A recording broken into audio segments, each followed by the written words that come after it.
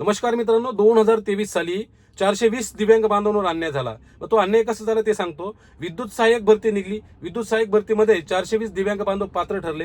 पात्र ठरल्यानंतर त्या दिव्यांग बांधवांचे डॉक्युमेंट्स व्हेरिफिकेशन करण्यात आले.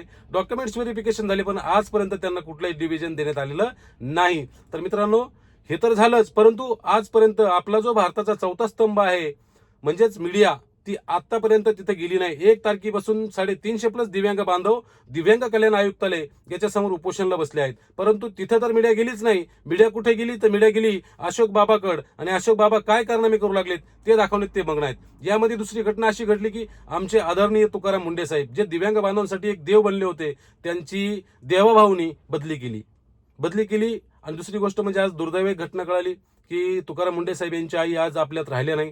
तर त्यांना माझ्याकडून भावपूर्ण श्रद्धांजली मी वाहतो. आणि मित्रांनो, हा व्हिडिओ आपण प्लीज जास्त शेअर करावा, जेणेकरून जे 350 दिव्यांग बांधव दिव्यांग कल्याण आयुक्तालयासमोर उपोषी बसलेले आहेत 3 दिवसापासून, त्यांना न्याय मिळेल. आणि मीडियाला विनंती करतो, जर तुमच्या मनामध्ये कुठली तरी दया माया असेल तर आपण दिव्यांग कल्याण आयुक्तालय समोर जा आणि त्या 350 प्लस दिव्यांग बांधव जे तिथे झोपलेत उपाशी त्यांना दाखवा.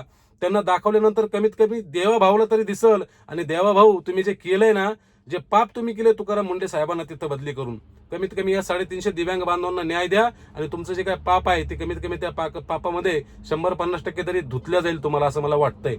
आणि मित्रांनो, अशोक बाबा खरंच व्हिडिओ बघितल्यापेक्षा हा जो व्हिडिओ मी टाकलाय, हा जर आपण शेअर केला तर तुमचे उपकार मी आयुष्यभर विसरणार नाही. त्याचं कारण असं आहे की माझ्या 350 दिव्यांग बांधव तिथं जे उपोषणाला बसलेत त्यांना न्याय मिळेल.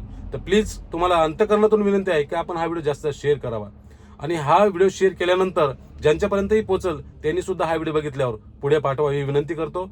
आणि मीडियाने विनंती करतो की आपण सुद्धा एक व्हिजिट आमच्या दिव्यांग बांधवांच्या आंदोलनाला द्या आणि ते महाराष्ट्रभर दाखवा. अन्याय झालाय. 420 दिव्यांग बांधव आहेत. 420 दिव्यांग बांधवांच्या कुटुंबाचा विचार करा तुम्ही. एवढे लोक काही कमी नाही. 50-60 हजार दिव्यांग बांधवांच्या कुटुंबावर तो अन्याय झाल्यासारखा आहे मित्रांनो. तर विनंती आहे, आपण व्हिडिओ जास्त शेअर करावा. धन्यवाद.